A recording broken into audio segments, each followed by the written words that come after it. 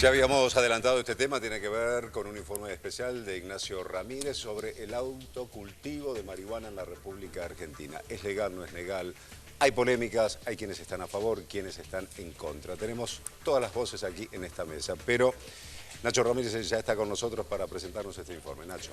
Así es, Claudio, 12.000 causas existen por año por infracción a la ley de drogas, 9.000 por tenencia simple.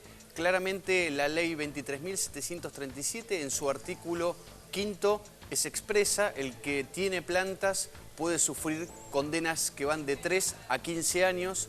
Hay una realidad que es el autocultivo, tanto en Capital como en toda la provincia de Buenos Aires. Diferentes consumidores se arriesgan a estar fuera de la ley, entonces los tribunales van a tener que decidir si son adictos, criminales o lo que sería un consumo responsable. Esta es la otra crónica del autocultivo.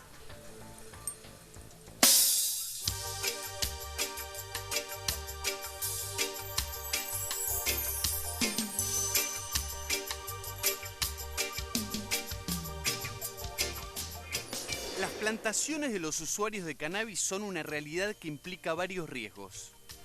Plantar marihuana es un acto ilegal y está penado en nuestro país con reclusión o prisión de 2 a 15 años.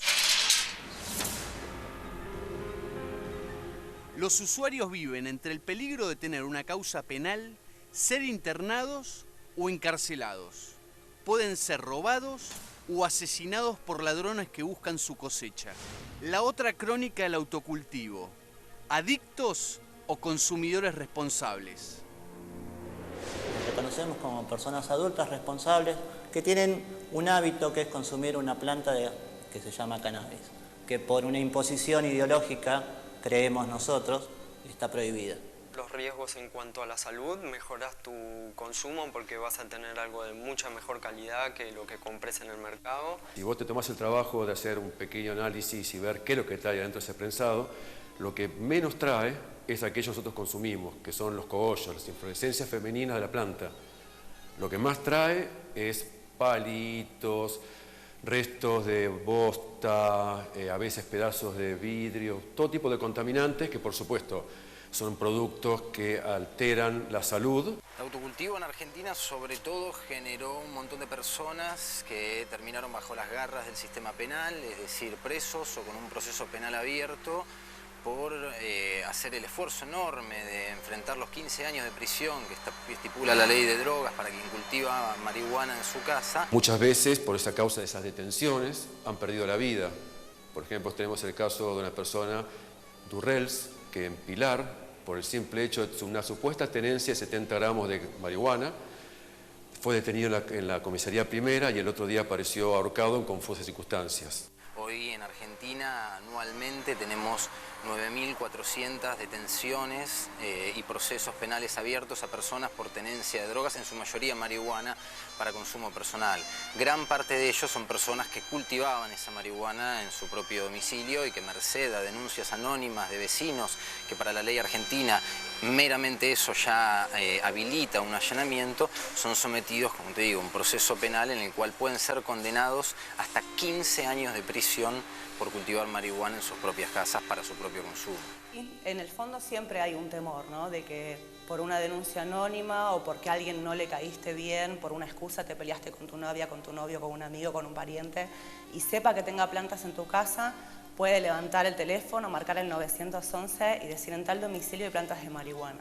A través de eso se inicia una investigación y si la policía verifica desde un edificio que tenés plantas en tu terraza, como es mi caso, me puede llegar la policía y allanarme. Un usuario de marihuana se enfrenta a la dicotomía de cultivar marihuana en su casa con un riesgo de ir preso o frecuentar el mercado negro y comprar marihuana sin que por eso exista ninguna pena de prisión por esa compra.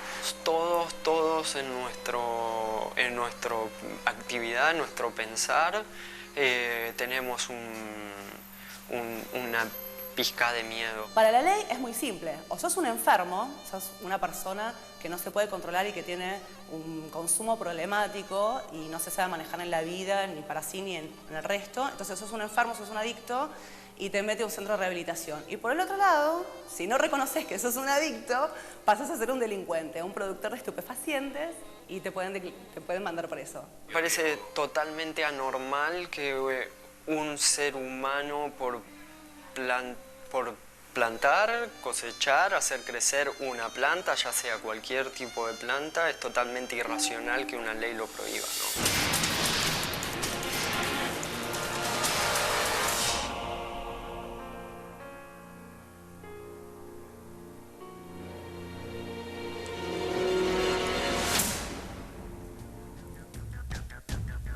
El cultivador de marihuana, para que quede claro, está fuera de la ley y está penado en la República Argentina y está cometiendo un delito. Ahora bien, hay personas que se arriesgan a cultivar y a tener plantas de marihuana en su propia casa y tienen que afrontar muchos problemas. Uno de ellos puede ser la cárcel y otro de ellos pueden ser que sean asaltados por personas que se dedican básicamente a robar la mercadería que otros producen. Entonces, la realidad es que el autocultivo hoy por hoy tiene muchos problemas y los usuarios tienen que asumir muchas realidades teniendo en cuenta que son muchísimos los peligros.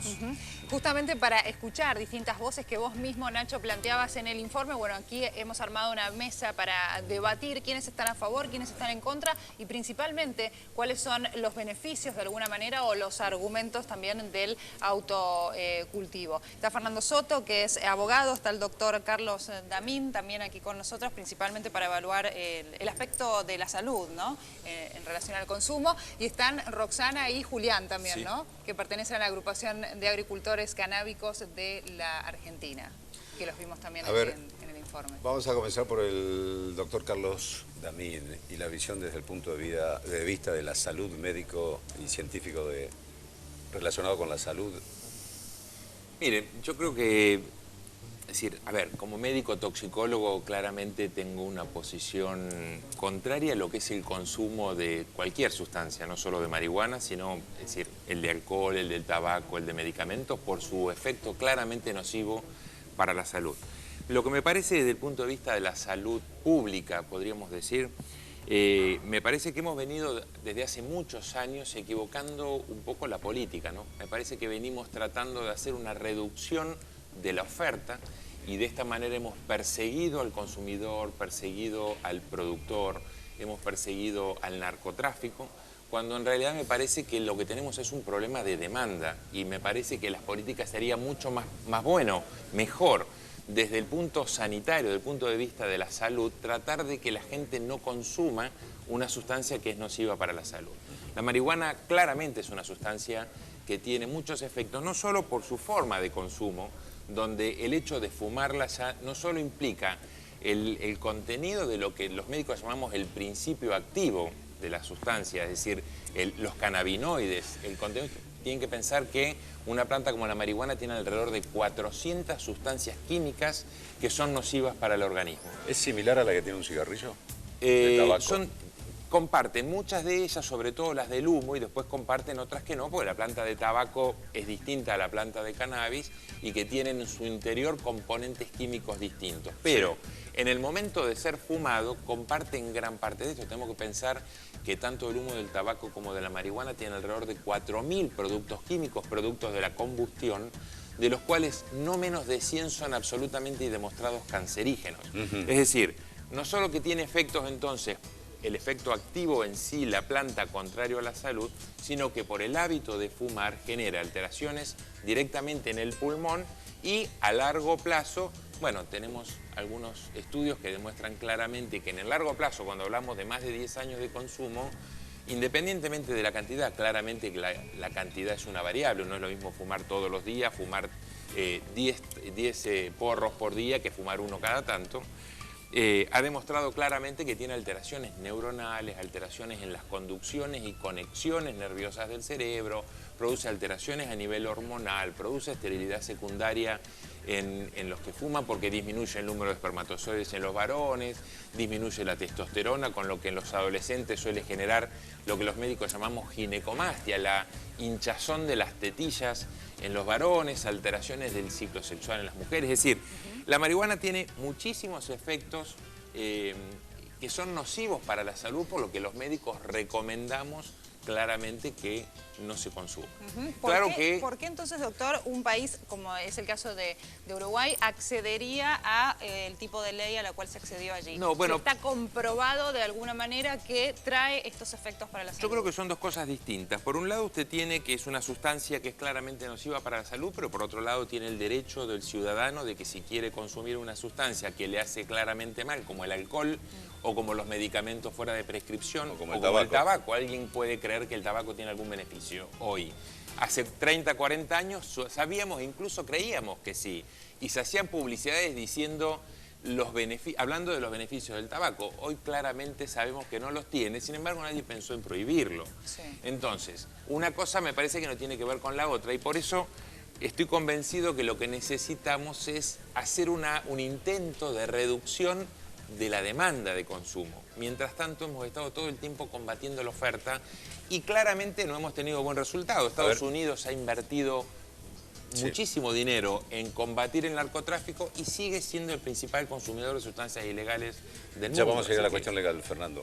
Acá están Julián y Roxana. Y pensado ustedes que lo que decía el doctor recién, Carlos, con respecto a la salud, ¿ustedes tienen conocimiento de ese daño que provoca en la salud el consumir? Sí, por supuesto. Creemos que no hay ninguna actividad que prácticamente desarrolle el ser humano que no esté exenta de riesgos, para empezar. Por eso es fundamental tener la información para saber de qué manera poder acercarse si uno está consumiendo. Creemos en la reducción de daños. La única manera, no hay una sola manera que es para consumir, como el caso fumado, sino que hay otras maneras, el vaporizador, o por ejemplo comerlo, o sea, consumirlo de manera digestiva. Evitando el humo, digamos, evitando la combustión, que es lo más dañino que, digamos, que tiene cualquier combustión que se realice, ¿no? Y ustedes hacían referencia recién en aquella persona que cultiva en su casa la planta de cannabis, aquella marihuana que se compra, que trae, la que maneja narcotráfico concretamente, y otras cosas que trae, como hasta vidrio o bosta dentro de la marihuana. ¿Es así? Es así, y lo que creemos es que la mejor manera es que el Estado, digamos, regule para que de esa manera las personas puedan tener acceso a una sustancia que sea lo menos dañina posible, porque de hecho las personas no van a dejar de consumir por un hecho de porque esté prohibido, y en esa prohibición no solamente se daña la salud por el producto que se consume, sino también que le llega poca información para reducir daños, y lo peor es que la alternativa más utilizada es la prisionización. Sí, sin lugar a dudas la prohibición por la prohibición misma, ya tenemos la experiencia de la ley seca. Justamente hay una gran diferencia entre la planta y que genera uno, que produce uno, y el prensado, como se le llama en el mercado ilegal, que uno en realidad no sabe lo que contiene. O sea, hay que pensar de que los que venden el prensado están haciendo un negocio. Mientras más incrementan el peso, más van a ganar. Es así. Entonces, tiene un montón de cosas que no corresponden, ramas, semillas, heces de animales, orina, un hongo tierra. Que es muy peligroso, que lo genera la humedad, ¿no? Ese hongo lo genera la humedad y es bastante perjudicial para la salud. Entonces, nada, uno cuando cultiva sabe que está haciendo un cultivo orgánico y sabe que está consumiendo únicamente la flor sin ningún otro contenido. Como defensores del cultivo, siendo que está prohibido en Argentina, no podés tener ni una plantita en tu casa. ¿Qué están haciendo como para lograr lo que quieren ustedes, que se permita el cultivo? Nosotros desde el autocultivo. Desde ACA, desde la Agrupación de Cultores Canábicos Argentinos, hemos presentado un proyecto de legalización y regulación ante el Estado, que ya tiene estado parlamentario, gracias a la firma de la diputada Celi Ferreira, y que debería entrar en debate junto a los otros proyectos que también están ahí, pero el tema no se debate. ¿Cuántas plantas tenías en tu casa? Nosotros cuando fuimos allanados hace casi 3 años teníamos 56 plantas, aunque el fallo es por 52. ¿Y qué pasó ese día? Ese día nos visita la policía con una orden de allanamiento por infracción a la ley 23737. Ellos, con una investigación previa de 2 meses, corroboraron que teníamos plantas de marihuana. ¿En el balcón? En la terraza, sí. Y nada, procedieron a lo que dice la ley, que hay que allanar, hay que detener, se inicia una causa penal y un proceso judicial.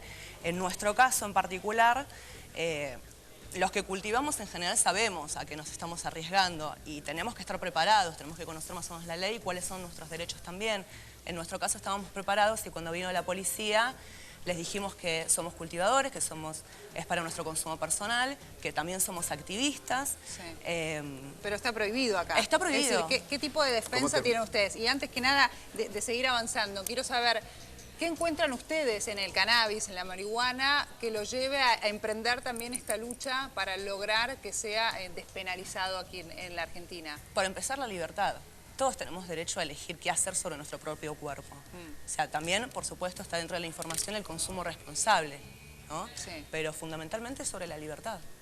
¿Y crees que todo, o sea, a la hora de establecer la legalidad de alguna manera, vos crees que todos están preparados para tener un consumo responsable o que es necesario hacer una campaña previa, informar verdaderamente a la gente cuáles son los peligros, cuáles no, qué es lo que se puede hacer, cuál es la cantidad? Claro, siempre hay que informar, previo a una modificación de ley y posterior a una modificación de ley. Siempre se ha hecho lo mismo, o sea, se ha informado cuando han venido cambios radicales en leyes como el matrimonio igualitario, por ejemplo. Sí. Hubo una información previa y aún hoy sigue habiendo información. Roxana, ¿cómo terminó la causa?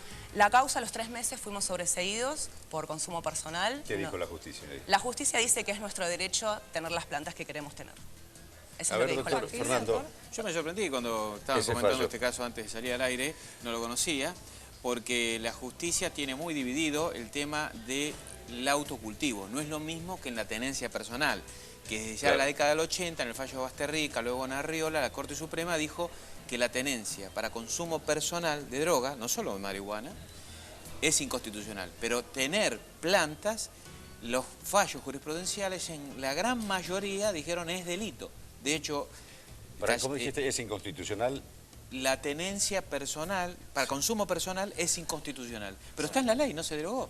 O sea, la penalización de sustancias estupefacientes, droga, para consumo personal, en la cantidad que es para consumo personal, un porro, una línea de cocaína inclusive, es inconstitucional. Siempre los fallos fueron por marihuana, ¿no?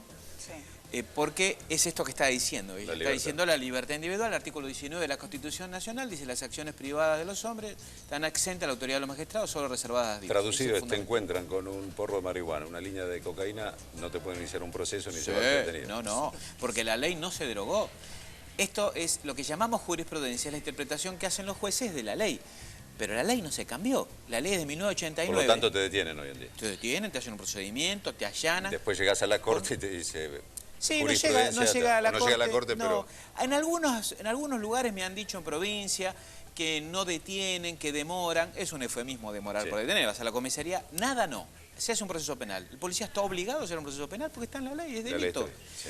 Ahora, el cultivo es otra historia. Este fallo que me dijeron del juez Torres, en realidad no es la tendencia. La tendencia, hubo un planteo, no sé si lo hicieron ustedes. Pero hay una cuestión ahí de un que amparo. falta de sentido común. Si yo estoy diciendo, con el fallo de la corte, usted puede tener una línea de cocaína, un porro de marihuana y por lo tanto no constituye delito. Sí. Pero me estás prohibiendo el cultivo, el autocultivo, pues estoy avalando narcotráfico. Y- Porque ¿dónde lo voy a conseguir a eso? Esa es una de las Esa críticas. es la incongruencia que se Claro, está dando ahí, esa es ¿no? una de las críticas que tiene la ley, que tiene muchas críticas, sobre todo en relación a la marihuana, que es una droga que dicen los especialistas, yo digo lo que dicen los especialistas, no Sí. conozco, él es especialista, que no produce el síndrome de abstinencia que sí producen los que se llaman drogas duras. Por ejemplo, además muchos dicen que tiene ¿La efectos marihuana no benéficos. provoca eso, Carlos? No, prácticamente la marihuana no genera un cuadro de abstinencia. Si lo dividimos como antiguamente lo hacíamos en lo que era la abstinencia física de la abstinencia psíquica. Claramente que una persona que viene consumiendo, como con el tabaco, durante mucho tiempo marihuana, va a tener una abstinencia básicamente psíquica si suspende abruptamente. Ahora, ¿Es el mismo el efecto? Es decir, de aquel fumador de tabaco que el fumador de marihuana psíquicamente, porque digo, he escuchado testimonios también de psiquiatras que hablan hasta de cuadros de esquizofrenia, de aquellos que han fumado durante mucho tiempo marihuana. no, bueno, pero eso tiene que ver con el efecto a largo plazo, Sí. que claramente están descritos los cuadros de esquizofrenia, de psicosis tóxicas, de alteraciones de la memoria, y todos los efectos que genera a largo plazo en el consumo de la marihuana. Ahora, en el cuadro de abstinencia, como no hace una abstinencia física, más allá de un poco de aumento de la frecuencia cardíaca, un poco de ansiedad, pero es más que nada psíquica este cuadro de abstinencia en la interrupción brusca que tiene. Ahora, fíjese que tenemos otras sustancias que producen cuadros de abstinencia graves e incluso mortales, como el alcohol. Claro. Sí. Y que, bueno, digamos que, insisto otra vez, a nadie se le ocurriría prohibirlo al alcohol, ¿no? Incluso Sí, son esas cosas, el alcohol ¿no? lo tenemos Y más perjudicial. publicitado. Claro. Hay un proyecto de la Cedronar ahora de prohibir publicidades de medicamentos y alcohol, que yo no creo que vayamos a tener suerte de que se trate, pero... Bueno, pero ha sucedido con el tabaco ya. Sí. Con el tabaco sí, pero Se fíjense ha que quitado la el publicidad. tabaco fue un poco la gente la que tomó, la que se empoderó de esto, ¿no? Fíjese cómo con políticas adecuadas y cómo estimulando a la sociedad de manera adecuada, sin prohibir la sustancia como el tabaco, se logró disminuir el consumo, si bien no hizo un pico y después volvió a subir, pero se logró que la gente no consuma en lugares cerrados. Hoy por hoy es impensado pensar que en un cine alguien va a encender un cigarrillo, o que arriba un colectivo alguien va a O en encender un un avión, cigarrillo. cuando uno lo o en piensa, un avión. era una locura, Era una locura. No lo vive como algo que efectivamente en algún momento pasó. Hay países que son más extremistas y el doctor Soto tuvo uno de esos casos, el caso de Kevin, de este joven argentino que estuvo detenido 6 meses en Rusia por llevar un cigarrillo de marihuana. No, vos es que ni medio ni cigarrillo. siquiera, Medio gramo sí, en un medio cigarrillo gramo también. menos de 1 gramo, y que juntaron esa cantidad barriéndole la alfombra, porque en Finlandia, él vivía en Finlandia, fue al regresar de Rusia, que llevó un amigo al aeropuerto, con la alfombrita y la pelusa del piso le juntaron menos de 1 gramo. Tiene que ver con esto que están hablando, claramente. Ahí se vio muy claro. Recién me llamó el padre, le dijeron que ya le firmaron todos los papeles en Rusia, que es muy burocrático, le firmaron todo el levantamiento de los cargos, con lo que está liberado. Pero si no era por la gestión internacional, la gestión del gobierno, que fue excelente, él iba de 3 a 7 años de prisión a Siberia. Lo vemos muy duro ahí, pero nuestro Código Penal, vos lo abrís, ¿cuál es la ley vigente? Lo mirás, el que quiere fijarse en internet, infolec.com, la ley 27737, está Pero hoy penado por hoy hasta hay 2 años gente de que está prisión. detenida por tener Sí. plantas. Por supuesto. Me parece interesante es saber si ustedes se consideran adictos, ¿no? Porque claramente la ley en el apartado 17 dice que si uno queda exento de la pena y no es condenado por la justicia, tiene que someterse a un proceso de desintoxicación y rehabilitación. No, por un lado no me considero adicta y por el otro lado el juez cuando nos da el sobreseimiento en ningún momento nos manda a hacer rehabilitación por un problema de consumo. Por el contrario, solamente nos notifica que si consideramos nosotros que tenemos un problema de consumo podemos recurrir a un lugar, pero en ningún momento nos obliga. Igual el caso tuyo fue medio como emblemático. ¿Qué pasa con la generalidad de la gente, La no? gente se tiene que informar. Nosotros, en nuestro caso particular, ya estábamos agrupados en una agrupación canábica. Pero los con que el no están conocimiento. los que no están agrupados, ¿qué les puede Deberían- pasar? Y seguramente serán detenidos. En nuestro caso, por estar agrupados, en el momento del allanamiento se convocó gente para cuidar nuestra integridad física y cuidar también de que no haya violencia, ¿no? Que la policía no nos violente. ¿Cuántos integrantes tienen en la agrupación? En este momento, socios activos alrededor de 50 y socios adherentes alrededor de 300, 400. ¿Y se tiene una idea de cuánta gente consume marihuana en Argentina? Mucha gente. Los estudios son, digamos, tardíos y son un poco antiguos. Lo que a mí me gustaría recalcar es, según organismos internacionales, las personas que tienen un consumo problemático de todo tipo de sustancias llegan a un máximo del 13% de aquello que consumen, por lo cual el 87% restante, que vendrían a ser usuarios responsables, están sujetos al mismo tipo de tratamiento ante la ley. Entonces pensemos que hay un montón de gente que puede ser maltratada en su vida simplemente por tener una elección de consumo. Y ustedes limitaron el proyecto de ley que han elaborado, que han presentado concretamente. ¿Hay un límite de decir, bueno, cada persona puede cultivar tantas plantas? ¿Se ha establecido eso? Nosotros creemos que el límite tiene que ver con la conducta que realice el individuo. El límite está en no comercializar sin permiso una sustancia que está prohibida. O sea, Sí, porque ahí se puede generar un Eso es negocio. Estoy contrabando autorizado. tráfico. ¿Cómo controlan la cantidad que va a cultivar cada uno en su casa? Según también organismos internacionales que estudian al respecto, dicen que, por ejemplo, el autocultivo y el cultivo comunitario, como pueden ser los clubes de cultivo, son los mecanismos de que serían más eficientes en cuanto para contrarrestar esto. Y a su vez la cantidad de producción nunca podría ser la suficiente como para poder, digamos, hacer una situación de narcotráfico, ¿no? Carlos, O sea, ¿cómo uno puede detectar si un hijo o cualquier persona tiene un problema serio con el cannabis? ¿Hay alguna manera de detectar una persona si esta persona tiene un problema problemático? ¿Te referís a cómo detectarlo químicamente? A través ¿Cómo de un darse laboratorio, cuenta, cómo a darse cualquier cuenta? persona que Ajá. está viendo esta nota, detectar si Bien. está afectando? Bueno, a ver, un chico, es decir, a mí me parece que el mayor riesgo, como de costumbre, lo tenemos en los adolescentes y sobre todo en los adolescentes de 13, 14, 15 años, porque cuando uno se encuentra con un adulto que tomó la decisión de fumar marihuana o de consumir otra sustancia, sea legal o ilegal, estamos frente a otra situación. Me parece que cuando uno se encuentra con un chico de 14, 15, 16 años que está empezando a fumar marihuana, y hoy tenemos lamentablemente muchos, porque lo vemos en el hospital, porque los papás vienen con mucha preocupación a traerlas al hospital, cuando por ahí lo que han fumado es un porro, 2 porros, que realmente uno se da cuenta que está empezando a entrar en una situación de riesgo por la edad que tiene. Bueno, los papás pueden darse cuenta. Primero, cuando los papás están pendientes y le dedican tiempo y están con los chicos. Yo siempre recuerdo alguna situación, por ahí incluso personal, cuando uno volvía tarde a mi casa, me hacían que despertara a mi mamá, ¿no? Mi mamá se mandaba una inspiración profunda, fuera Venía, la hora dame que un fuera, beso, y uno claro. me decía, fumaste. Bueno, yo creo que esas cosas no deben perderse, ¿no? Los papás deben ver cuando los chicos vuelven, a qué hora vuelven, cómo vuelven. Es importante, hoy a veces pareciera que los papás no saben ni siquiera en la casa de quién se quedó, y esto realmente no le hace bien a los chicos. Cuando los chicos empiezan a cambiar de amigos, por ahí muchas veces dejan de tener los compañeros y los habituales del colegio, o empiezan a venir con actitudes y comportamientos que los papás desconocen, pero para esto claramente hay que estar atento al comportamiento de los hijos, o con los ojos muy colorados, o con cambios de conducta, o con trastornos del sueño que llaman la atención para un chico de 14 y 15 años.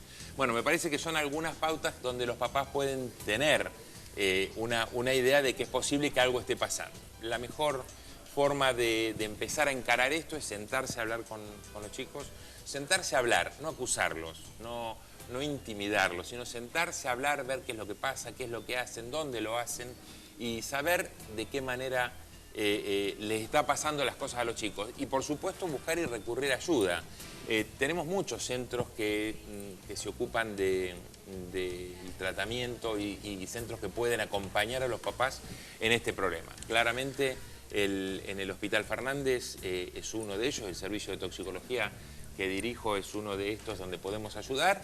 Hay veces que orientándolos, porque como bien se decía recién, es importante tener en cuenta que del universo de consumidores de sustancia y sobre todo de la marihuana, podemos casi decir, estos son estadísticas internacionales, que entre el 73 y el 75% son usadores. Y hoy claramente ningún manual de psiquiatría del mundo considera al usador un enfermo. ¿Sí? ¿Qué Y ese nivel de porcentaje que consumo decías es? vos, ¿Pero qué A nivel ver, de consumo es? no tiene ¿Es que ver, diario? no tiene que ver con la cantidad exactamente, sino que la cantidad es una de las variables. Esto tiene que ver con una evaluación que hacen normalmente un equipo interdisciplinario que está formado por un médico, un psicólogo, un psiquiatra, que frente a un problema evalúa si esta persona fuma todos los días, de qué manera, si lo hace exclusivamente frente a determinadas ¿Cómo repercute en esa situaciones, persona? cómo repercute. Y después entonces podemos pasar a la segunda escala, que es de un 22 a un 23% del universo son abusadores. Esto ya forma parte de una enfermedad. Y después tenemos de un 3 a un 5% que son los dependientes. Estas personas que realmente están muy enfermas, que requieren un tratamiento. Y esto de alguna manera es aplicable para otras sustancias. También es aplicable para sustancias legales como la del alcohol, para el tabaco, para el éxtasis y la cocaína. Y respecto de una pregunta, Sí. respecto de los usadores, como clasificó doctor, ¿hay pautas internacionales, médicas, parámetros, reglamentos, dictámenes? ¿Hay algún criterio? Sí, claro, ¿no? Sí, hay manuales claramente escritos, Como el DSM. por ejemplo el DSM-4, que ya tenemos la versión del DSM-5, que reagrupó antes lo que era uso, antes lo clasificaba en uso, abuso y dependencia, como acabo de clasificarlo, y hoy por hoy el DSM-5 lo reagrupa y dice: el uso es un consumo no problemático y el abuso y la dependencia es un consumo problemático. Cuando hablamos de consumo problemático, pasible de un tratamiento o por lo menos una dirección siempre desde la promoción de la salud, ¿no? Tratando de que la gente abandone un hábito que nosotros creemos que es nocivo. Esas son cifras mundiales, es decir, tienen en cuenta países donde está legalizado y aquellos en los que sigue siendo ilegal. Porque los médicos, por eso tratamos de hablar más que de drogas, de sustancias psicoactivas, porque cuando la gente habla de drogas normalmente se refiere a las ilegales. Sí. Y la legalidad o ilegalidad de una sustancia tiene que ver, como bien explicaba el doctor, por una decisión política. Usted va a los países árabes y el alcohol está prohibido por ley. Y uno va a países como Rusia y está muy prohibida la marihuana, y uno va a Uruguay y está legalizada. Con muchos estados norteamericanos, y acá está prohibida pero no se aplica. Claro. Entonces, digamos que los médicos tratamos de hablar de sustancias psicoactivas, y las sustancias psicoactivas pueden afectar al organismo poco o mucho, dependiendo cada una de ellas. Claro. ¿Qué piensan ustedes de eso? También recordemos que la marihuana está siendo estudiada desde hace muchos años por sus posibilidades de uso medicinal. No sé si el doctor Damín habrá leído un estudio que salió el 25 de agosto en la revista JAMA, en la cual hace un estudio poblacional en los estados donde están regulados el cannabis medicinal en Estados Unidos del año 1999 al 2010, en donde encuentran que el 25% de las personas que tomaban, digamos, sustancias analgésicas, bajó el 25% la mortandad por consumo de estas sustancias analgésicas dadas a través de recetas. ¿Fumándolo? No, el cannabis medicinal. Tiene muchas maneras de cannabis medicinal. El estudio dice que que hubo una reducción del 25% en la mortandad en aquellas personas que utilizaban fármacos recetados para el dolor. No está permitido el uso medicinal de Acá no está permitido nada. ¿En Estados Unidos? En Estados Unidos tiene 23 estados que están, digamos, regulados en el uso medicinal, y 4 que están regulados también en el estudio. A ver, sí, claramente leí el trabajo al que usted se refiere, y yo no tengo ninguna duda de que la planta de marihuana tiene efectos terapéuticos, pero no tenemos que confundir lo que son los efectos terapéuticos posibles de la planta de marihuana, que tiene muchos principios activos, hace un rato decíamos alrededor de 400, con lo que es el hábito del consumo de sustancias. Y si quieren nos podemos referir a otra sustancia, como por ejemplo fue el opio. Usted se acuerda de la guerra del opio, la China, los ingleses y demás, porque la gente fumaba opio. Hoy por hoy del opio seguimos sacando 3 sustancias que son básicas en medicina: la morfina, la codeína, que es un excelente antitusivo y además tiene muchas propiedades también analgésicas, y otro que se usa un poco menos, que es el paregórico, que se usaba mucho en pediatría. Digamos que cuando hoy alguien tiene un dolor realmente grave, como por ejemplo puede ser un dolor producto de una enfermedad terminal, se le indica morfina o se le indican algún derivado de la codeína, y siguen siendo, yo diría, casi insustituibles. Pero en ningún caso uno le diría a alguien con dolor: fumate un porro de opio. Entonces, la marihuana tiene en sus principios realmente algunas propiedades terapéuticas conocidas, como son el efecto antiemético, es decir, un efecto contrario al de los vómitos.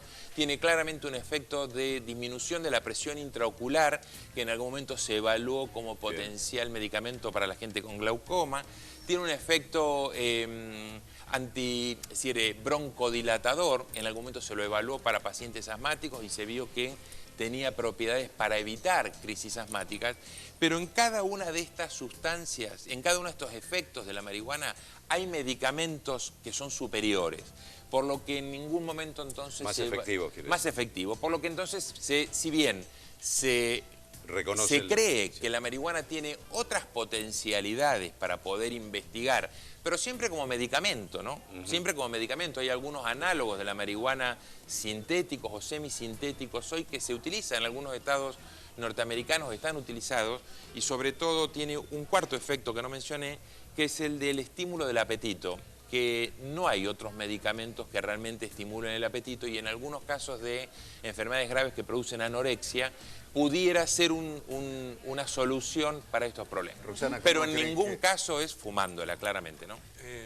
Yo quería comentar respecto a lo que usted acaba de decir, que me parece sumamente interesante, que la marihuana, el resto de las sustancias que usted acaba de decir, no posee una dosis letal 50, o sea, no hay manera de perder la vida a través de una intoxicación con marihuana, mientras que a través... En el año 1500 y pico, alguien que se llamó Paracelso, que los toxicólogos creemos que es algo así como el padre de la toxicología, dijo: no existe sustancia que no sea tóxica, solo depende de la dosis. Y hoy por hoy yo estoy en condiciones de afirmarle que alguien se puede morir por agua, porque el agua en dosis tóxica genera la muerte, el oxígeno genera una fibrosis pulmonar y genera la muerte, por lo que si un chiquito que gatea encuentra un cigarrillo en el piso y se lo come, tiene riesgo de generar una arritmia cardíaca y morirse, por lo que la marihuana también tiene una DL50, que es alta, no le voy a decir que no, pero que tiene una dosis tóxica y mortal como cualquier sustancia. Nosotros, la verdad, no tenemos registros donde haya muerte por marihuana. Si usted tuviese la información, nos pudiese pasar. No digo que haya muerte por marihuana. De hecho, yo le comentaba hace un momento al doctor, mire, el año pasado tuvimos en el Hospital Fernández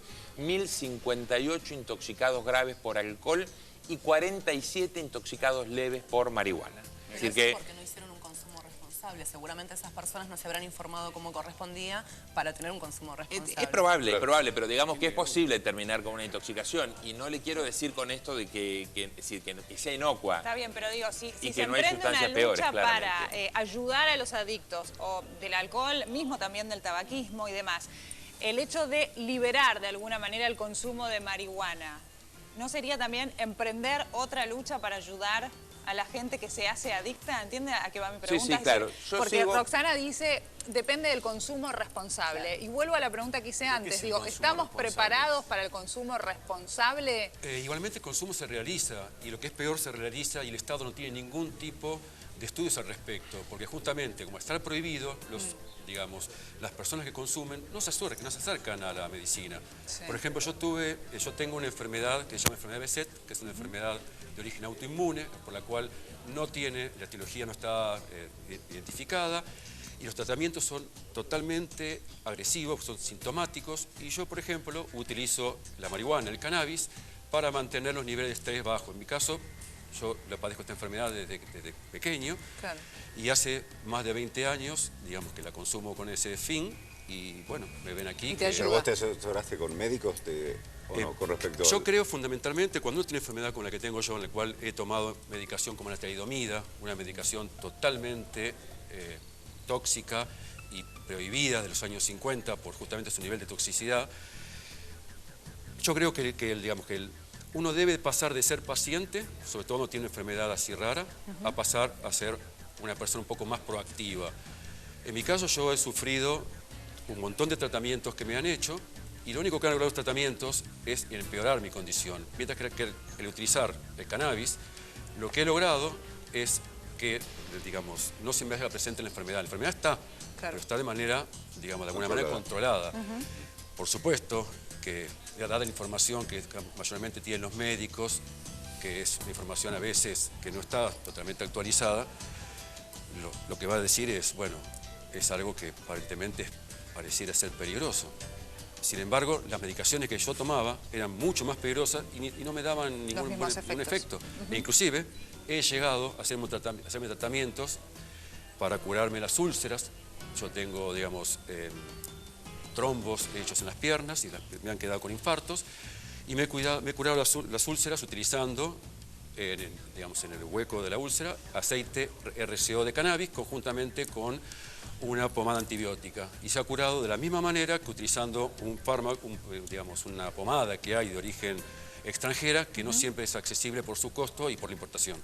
Claro, eso es también lo que yo quería agregar. Para muchas personas, como bien decía el doctor, encuentra un paliativo para el dolor o encuentra en la flor de marihuana una herramienta para bajar el nivel de estrés. O sea, mucha gente encuentra que le mejora la calidad de vida. Pacientes con cáncer, hay padres con chicos con epilepsia, creo que es. También. Que lo utilizan en algunos países. En Chile, pese a su ilegalidad, en este momento autorizaron 2 cultivos, justamente, uno de ellos para mamá cultiva, para niños con epilepsia refractaria. A ver, Roxana, Julián, sí, quería saber. Estoy convencido de que, en realidad, a ver, yo tengo mi verdad, no es la verdad. Y creo que, digamos, que esto da para caminar y para poder analizar juntos durante mucho. Como médico me tengo que referir claramente a las cosas que tienen evidencia. Y si bien es cierto que se usa para muchas cosas por ahí la marihuana, bueno, los medicamentos han pasado por todas las fases de experimentación. Y si bien es cierto, como decía recién, que como la marihuana es ilegal en gran parte del mundo, no se ha podido hacer pasar por las etapas de investigación como para realmente llegar a si es un medicamento o no, es posible que en algún momento se obtenga algún beneficio extra. Hoy por hoy lo que tenemos es esto y lo demás, digamos que es poco científico por lo menos. Claro, en este momento, en este país, al ser prohibido, no se puede habilitar la investigación. Entonces claro. estamos en un círculo cerrado. Por un lado, sufrimos la criminalización y la estigmatización social. Por otro lado, porque la gente suele mirar mal a las personas que reconocemos que consumimos una sustancia ilegal, en este caso marihuana, o que cultivamos. Somos criminalizados por la ley actual y además los usuarios medicinales, que también tienen derecho a elegir su propia medicina, también son coartados de esa elección. Entonces, nuestra propuesta desde la agrupación es una modificación urgente de la ley actual de estupefacientes, para todos sus usos, para el uso del cáñamo también. Recién yo comentaba fuera del aire que Belgrano, para fines de los 1700, editó un libro. En nuestro país en algún momento fue legal la marihuana. Hace 70 años simplemente que está prohibida. Bien. Gracias, Roxana, gracias, Julián. Carlos, Gracias. Fernando, gracias. Gracias, Nacho, también. Ahora es un gran debate, digo, adictos, consumidores, criminales o consumidores responsables. Seguramente es un debate que da para largo. Queda para varios días y meses. Y meses, Gracias, y Nacho. años. Gracias a todos. Hacemos pausa, ya regresamos con más información.